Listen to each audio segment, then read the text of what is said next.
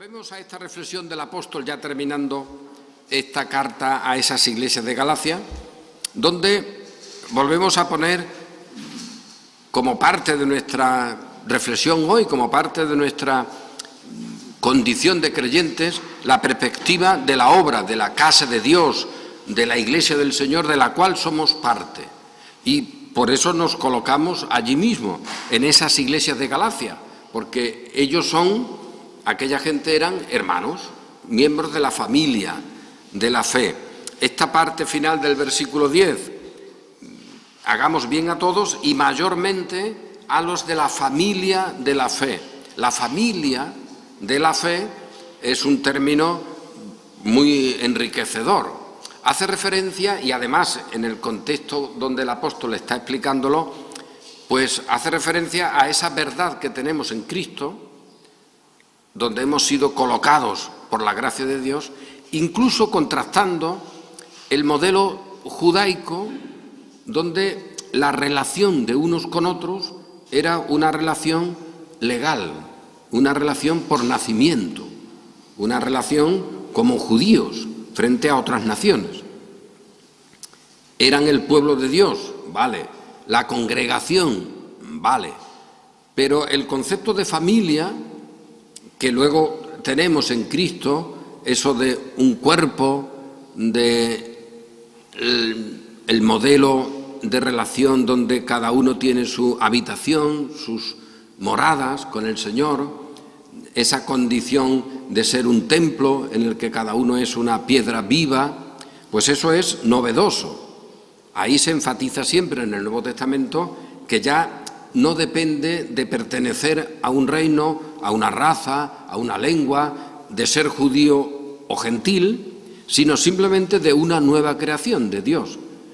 Por eso la fórmula que aquí se emplea de la familia de la fe es enriquecedora y además de contraste con lo que pretendían aquellos falsos enseñadores, aquellos falsos maestros en las iglesias de Galacia, porque ellos pretendían volver al modelo judaico, donde la relación, el calificarte como cristiano, al final dependía de algo que tú pusieras allí, algo que tú tuvieras, de un modo o de otro. Antes, pues, haber sido hijo de Abraham, haber nacido de tal y cual tribu y estar en el orden de los pactos del Señor, con todo lo que eso implicaba.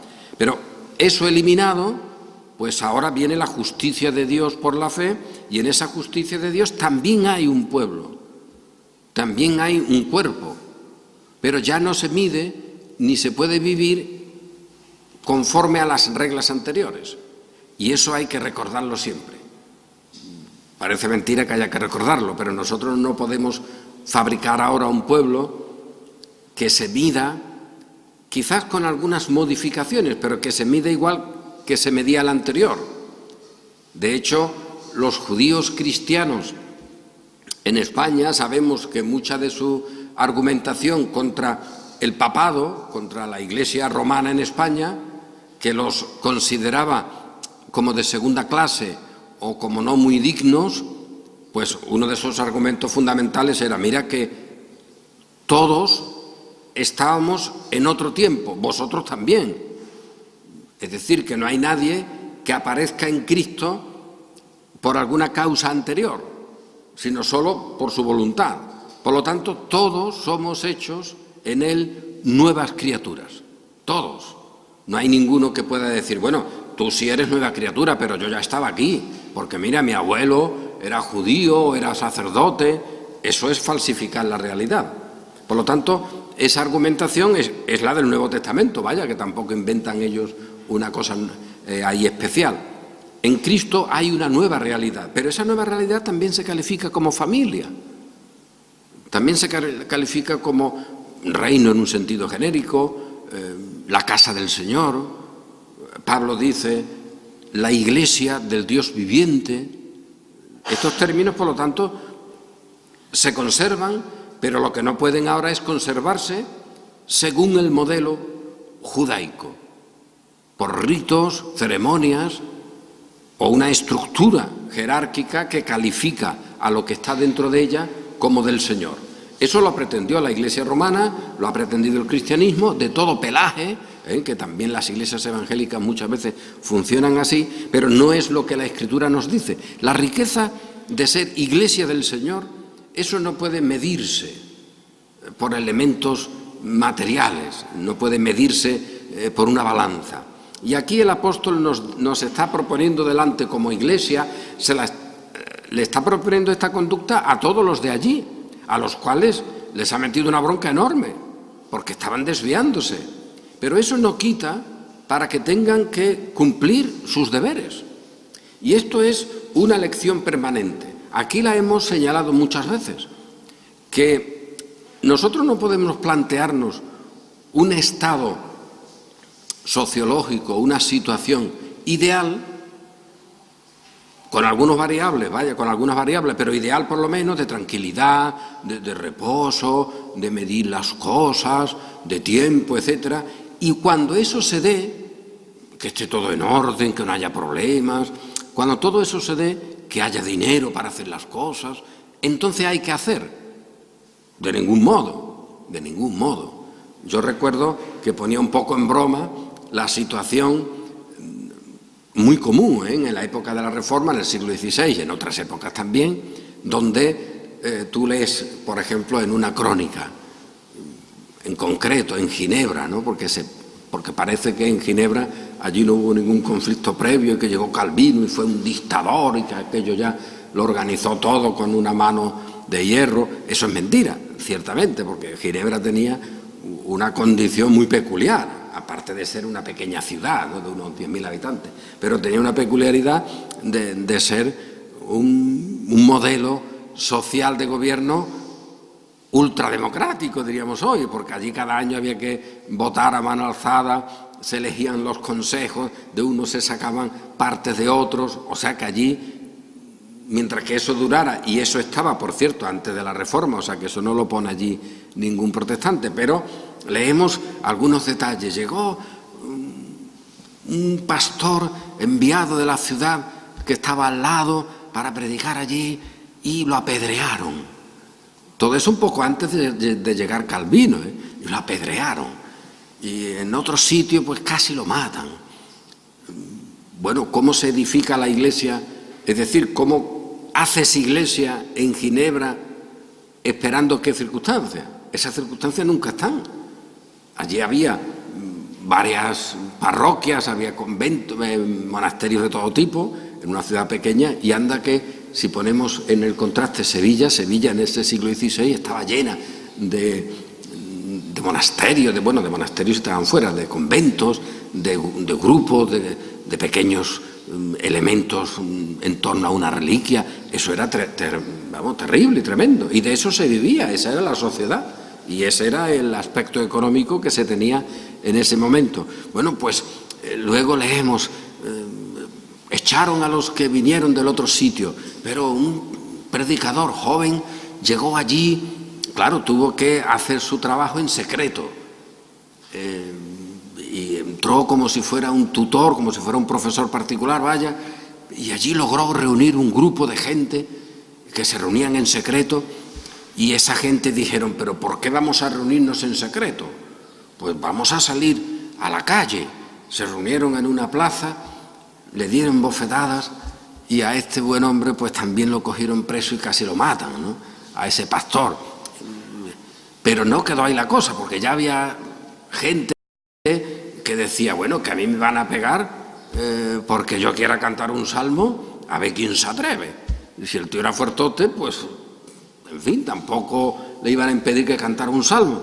Y así un grupo en un momento determinado, que había una procesión de las muchas que había del catolicismo, se fueron a la calle, metieron una bronca a esa procesión, se fueron para un monasterio, creo que era franciscano, evidentemente estaba cerrada la puerta, rompieron una ventana, se metieron dentro, quitaron allí cuatro imágenes, tampoco había nunca muchas, Eso de romper imágenes, se rompían las cuantas que había, lo que había reliquias, eso sí, por todas partes. Y allí se metieron, y allí hicieron el primer culto protestante en Ginebra, un poco antes de que la propia ciudad de Ginebra aceptase democráticamente la Reforma, que eso tiene toda su historia. Pero el bueno de Farel, que estaba por allí, que lo habían traído de nuevo, pues lo cogen, ese grupo de gente, lo cogen, lo ponen en el púlpito y predícanos. Eso, contrastado con el planteamiento que a veces se hace de que las cosas tienen que tener un comité, que tienen que tener no sé cuántas cosas, de que el pastor por lo menos 3 días para preparar su sermón, que a lo mejor luego sale un sermonito, ¿no? Pero bueno, 3 días y con vacaciones, porque hay que ver, 2 sermones a la semana, o 3. Eso son cosas ridículas, ¿no? El buenazo de Calvino predicaba un montón de veces y sermones de índole, como sabemos por lo que ha quedado escrito, ¿no? Un montón de veces, entre semanas, los domingos. Bueno, pues allí me ponen a Farel y allí se predicó el primer sermón protestante en libertad, que fijaos qué libertad había. Pues eso era muy común. ¿Cómo vamos nosotros a decir, no, pero aquí esto, hasta que esto no se organice, hasta que el Estado nos dé un sitio o nos conceda un privilegio para salir en no sé qué, eso nunca. Tú tienes que tomarte la realidad, tú tienes que trabajar, tú tienes que sembrar. ¿Y dónde vas a sembrar? La gracia y la luz, ¿dónde la vas a sembrar? ¿Donde ya esté todo preparado de gracia y de luz? Pero si eso no existe, tú tienes que llegar rompiendo y colocando el evangelio donde está el antievangelio. Y eso, pues, trae conflictos. Imaginad que un predicador dijera, pero callaros, que no puedo predicar, que no me concentro. ¿Cómo se van a callar? Si están gritando de un sitio de otro, el otro está diciendo allí, cuidado que vienen, los niños llorando, asustadillos. Era lo normal. ¿Y tú qué? ¿Que no puedes predicar ahí? Pues vete para tu casa. ¿Dónde vas a predicar? Con un despacho, con unas cosas. Pero si eso no existe, si eso no hay, los cristianos cuando son perseguidos de una ciudad se llevan a otra, ¿cómo llegan? El apóstol Pablo, pues hombre, se acercaba allí a la sinagoga, allí explicaba el sábado porque era el sitio más quietito que había, pero a los 3 sábados allí terminaban a bofetadas la mayoría de las veces. A Pablo expulsándolo a pedradas, el pueblo en un tumulto, el grupo de cristianos reuniéndose en una casa y teniendo persecución y pedradas por todas partes. Y eso existía. No vamos a decir ahora, no, pero es que mira, las iglesias, bueno, que va, ya en el siglo, cuando se está escribiendo, en el siglo I, cuando se está escribiendo el Nuevo Testamento, allí había un papado, una curia, que te organizaban las cosas, te mandaban a un obispo, tenías un colegio cardenalicio, hombre, que no, ahí no hay nada. Y eso es precisamente corrupción posterior. ¿Qué había allí? Pues había la vida de la iglesia. Mira, aquí hay un lío enorme en estas ciudades porque han venido gente de Jerusalén que dice que hay que circuncidarse. Aquí están que se dan de bofetadas. A ver qué hacemos, pues vamos a reunirnos en Jerusalén. Y allí, tras mucha discusión entre los apóstoles, los ancianos, pues llegan a este acuerdo y mandan unas cartas o se enteran, mira que los hermanos en tal sitio están en una situación económica terrible. Allí hay una gran epidemia, una gran carencia, ha venido una crisis, no tienen casi ni para comer. Oye, pues vamos a reunirnos, vamos a darles algún dinero, organizarse para que cuando yo llegue no tengan que recogerse los dineros, sino que cada uno, como vaya ahorrando así cada semana, que guarde un poquito, y cuando lleguemos ya tenemos todo eso. ¿Y cómo lo hacemos? Pues mira, que la Iglesia nombre a algunos hermanos de confianza y que ellos vayan y lleven ese dinero. Oye, pues claro, las cosas se hacían como había que hacerlas sobre la marcha. Y eso no cambió. Bueno, no cambió. Es verdad que en el caso de la corrupción de la Iglesia se fue organizando como estaba el judaísmo y al final terminó siendo una iglesia judía o una sinagoga de Satanás. Eso también hay que verlo. Pero la Iglesia del Señor siempre, en medio de todas esas circunstancias, se ha conservado. Y en la época de la Reforma, pues igual. Y aquí, en este contexto de la situación de las iglesias de Galacia, pues oye, allí había persecución también, había como elementos que si no estaban igual que en otros lugares, tampoco estaban carentes de problemas. Incluso, como veremos si Dios quiere en otro domingo, Pablo le dice, estos que quieren que os circuncidéis lo hacen por la carne, para que no padezcáis persecución, para que estéis en otra órbita, no por el espíritu. Son muy espirituales, pero a estos el espíritu les importa hasta poco. Ellos quieren medir las cosas, son de la carne. Ese gran contraste con nosotros, dice Pablo, que somos la Iglesia, que vive del espíritu. Pues bueno, en medio de todo eso, dice el apóstol, aquí hay que sembrar, aquí hay que trabajar, y hay que hacerlo sin cansarnos. Sin cansarnos. O sea que el contraste es total. En muchos casos, no digo yo que uno se canse en esa circunstancia, sino que al ver la circunstancia ya de entrada ni trabajas. Justificas que ahí no se puede hacer nada. Y esto es peligroso, porque, bueno, hoy mismo podríamos decir nosotros, pero bueno, ay, ¿tú sabes cómo está la gente? Si la gente no escucha nada, esto no importa ya, esto más vale que no. Vamos a hablarle de las cosas de Dios a alguien, pero si la gente ya hoy no quiere esto, la gente ya no escucha esto.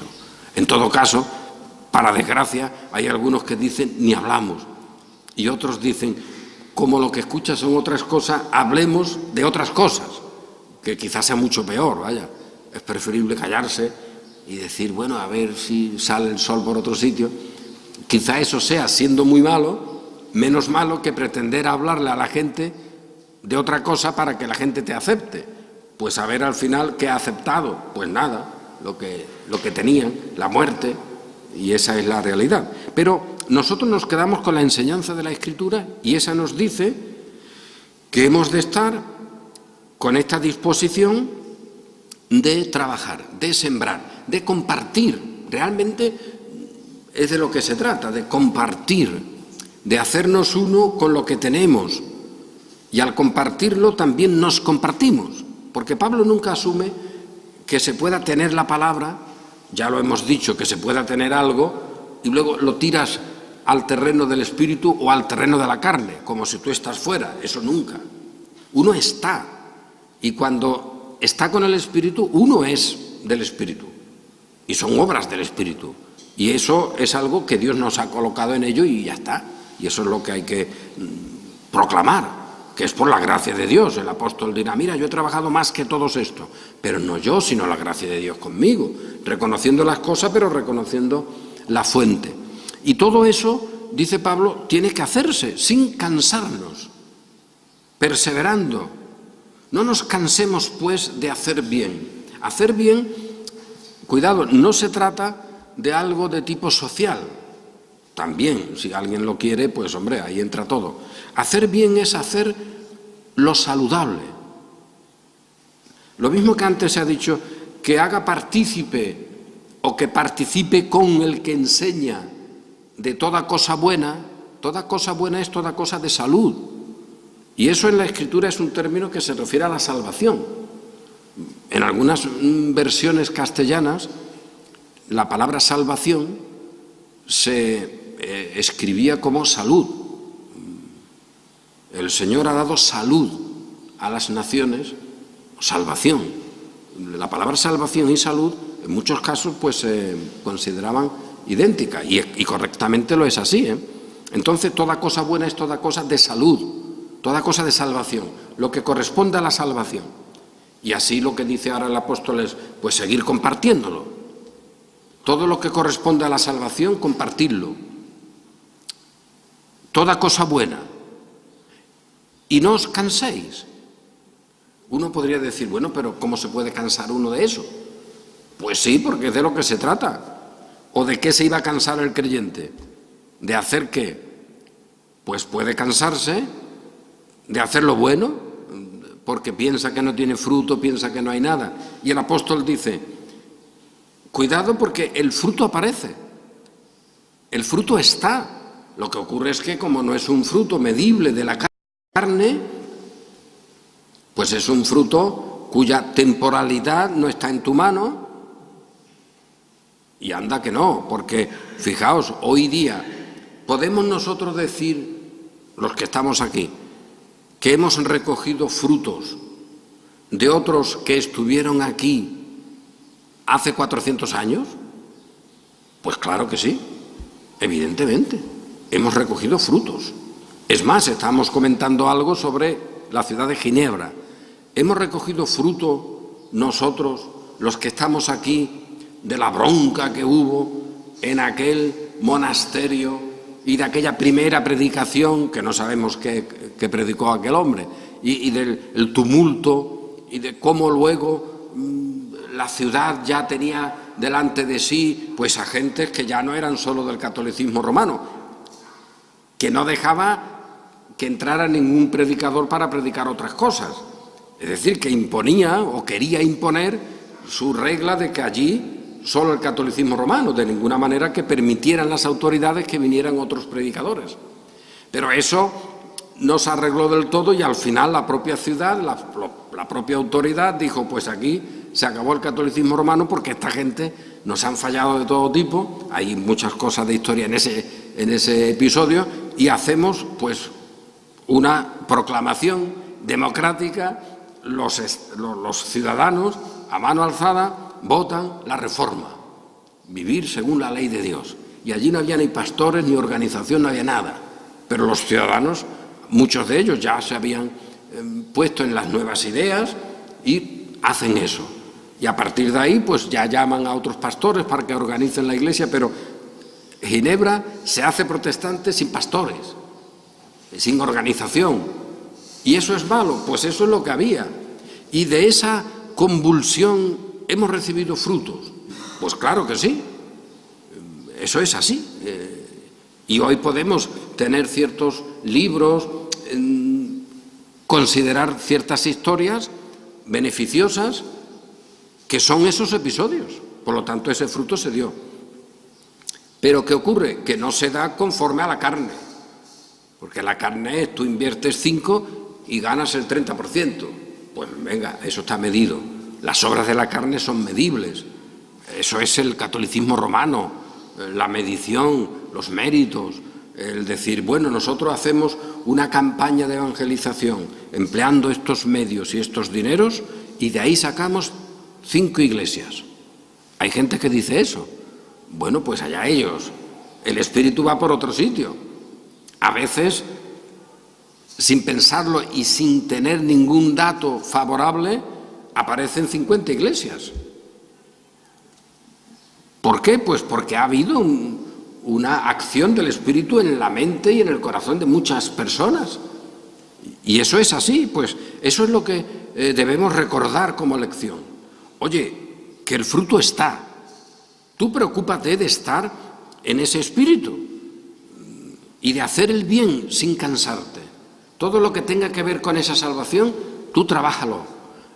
Que a su tiempo segarás, si eso no depende de otros elementos. Esto pertenece a la gracia y a la voluntad de Dios. Y por eso, pues es tan ilustrativo para nosotros el poder poner esas historias, como he dicho algo sobre Ginebra, pero se podían decir lo mismo de situaciones en otros lugares, en Francia, siempre, porque son, digamos, episodios de los más destacables. Oye, que en poco tiempo, y mira que allí han matado pastores y han perseguido a la gente, a las familias.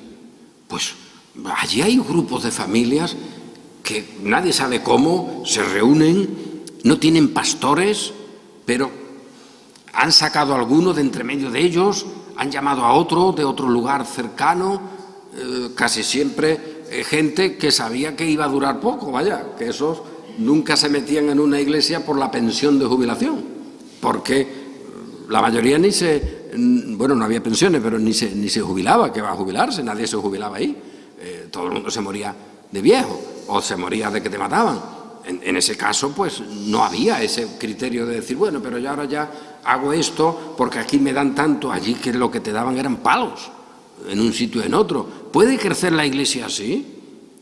¿Puede haber vocaciones? Porque hay a veces en el cristianismo cosas curiosas, ¿no? De, oye, hoy faltan vocaciones. Bueno, pues que falten. ¿Qué vamos a hacer? ¿Que no hay vocaciones? Pues mejor. Que malos pastores es peor tenerlos. Si no hay pastores, mejor. Faltan vocaciones. Y uno diría, pero en ese contexto, que allí es que te mataban, vaya. La familia, tú ahora tienes problemas de esto, de aquello, pero en ese momento no es con quién dejas a los niños, es que te los mataban. La situación era, por lo tanto, tremenda.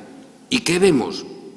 Pues que en poco tiempo, en unos lugares, en otros, había allí un montón de familias. Y había algunos pastores que sabemos que había porque tenían reuniones, pero de los nombres ni ha quedado en la historia. Y en unos cuantos años resulta que en Francia, en medio de gravísimas persecuciones, pues hay un montón de iglesias. ¿Cómo lo han hecho? Pues lo han hecho. Y esas iglesias además se ven como una familia y tienen su organización y tienen sus ayudas mutuas. Porque han organizado incluso para que sus pastores, que estaban allí los pobres, pues con un conocimiento relativo, a ver si los pueden llevar unos 2 años a Ginebra. Porque allí Calvino, que tonto no es el hombre, pues ha dicho, aquí tampoco podemos llevarnos 5 años con esta gente. Es que no hay tiempo. En 2 años vamos a arreglar lo que podamos. Y les enseñaban las cosas de la Escritura, los elementos esenciales de la fe, y vete otra vez para tu pueblo. Y la mayoría pues nunca regresaban a Ginebra para decir, mira cómo me ha ido, porque ni sabemos los nombres. Pero eso estaba allí. Todo eso es un elemento ilustrativo. ¿Por qué hoy no? Pues primero, nosotros no podemos fabricarlo, pero sí, según tengamos oportunidad, hacer bien a todos. Según tengamos oportunidad, hagamos lo que es saludable a todos. Es decir, ofrezcamos la salvación, vivamos esa salvación. Es de lo que se trata, porque tampoco puedes plantearte esto como si vas repartiendo un folleto suelto. Eres tú el que está con lo que dices. Y eso forma una unidad. Y así es la evangelización. La evangelización no es repartir una cosa, sino estar en ese elemento de participar de toda la salvación que ofreces. Tú participas y estás ahí. Y eso es lo que produce luego estos frutos extraordinarios que unas veces vemos en un sitio, en otro, pero siempre eso es una constante en medio de persecución. He leído antes ese texto de la primera carta a los tesalonicenses porque allí el apóstol pues viene a decirnos lo que estamos comentando. Mira que habéis sido ejemplo a todos los de Macedonia y de Acaya que han creído, porque en todo lugar vuestra fe se ha divulgado, porque ellos mismos cuentan cómo nos recibisteis, cómo os convertisteis de los ídolos a Dios. Pero eso ¿cómo fue? Pues vinisteis a ser imitadores de nosotros y del Señor, recibiendo la palabra en medio de gran tribulación, con gozo del Espíritu Santo. Bueno, pues ese es el dato. Y esto que pasa en la ciudad de Tesalónica, pues pasa en las iglesias de Galacia, pasa en Ginebra, pasa en Wittenberg, pasa en muchos sitios en ese momento, y en Francia en muchos lugares, y en Holanda igual. Son cosas extraordinarias. Oye, ¿cómo es posible?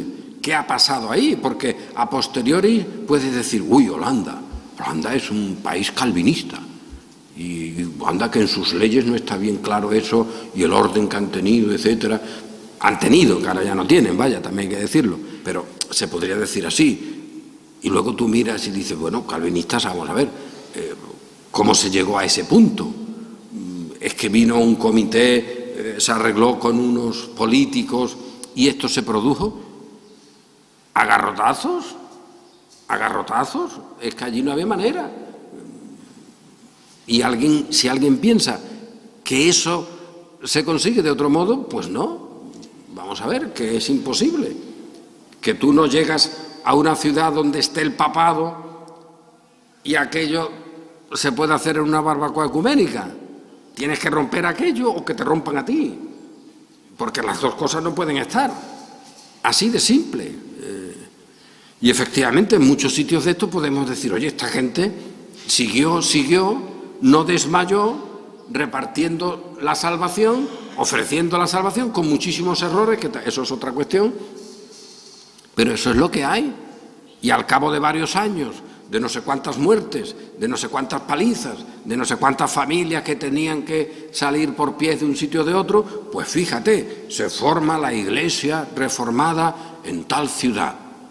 Y esa iglesia reformada, oye, pues luego fue como un elemento del cual salieron pastores, misioneros. Allí se hizo la primera confesión holandesa de fe, que ahora la tenemos nosotros como si tal cosa, ¿no? Y fíjate, esta la hizo este pastor, qué bien, oye, y ahora criticamos este pequeño matiz, la hizo en medio de bofetadas, vaya, es que no había manera de hacerlo de otro modo, y al fulanito es que lo mataron, ese pastor es que lo mataron, al poco de firmar la confesión lo mataron, vaya. O sea que ahora le criticamos que quizá puso allí algún detalle que eso no está muy fino. Si es que allí fino no había nada, allí todo era a base de tortas y de muerte y de sangre, porque eso era lo que había. Y en medio de eso está nuestra responsabilidad y obligación de hacer el bien. ¿O cuándo queremos hacer el bien? Según tengamos oportunidad. Esto es muy chocante, que esto te deja un poco fuera de lugar. Bueno, pues según tengamos oportunidad, no nos cansemos de hacer bien, porque a su tiempo segaremos si no desmayamos. Y esta es la lección para todos nosotros. Por una parte, fijaos, absoluta gracia de Dios, y por otra parte, según tengas oportunidad, convive con la salvación. Porque yo ni siquiera diría, háblale a uno, dale un libro, también, todas esas cosas se pueden hacer, sino convive con la salvación. Comparte, participa con aquel que te enseña de las cosas que te enseña, que ya hemos dicho, pues eso es tener una unidad de criterio con lo que se está anunciando. Y eso teniéndolo, pues ahora compártelo. Y termino con los de la familia de la fe, con todos, mayormente con los de la familia de la fe. La palabra familia en el Nuevo Testamento, bueno, en el Nuevo Testamento, en el siglo I, pero en el Nuevo Testamento también, a veces se toma para esa idea, lo cual es perfectamente legítimo, vaya, pues la idea griega. Hay momentos en el Nuevo Testamento en el que la palabra familia o casa tiene, evidentemente además, eso no hay duda, la referencia a qué era una casa en el mundo griego.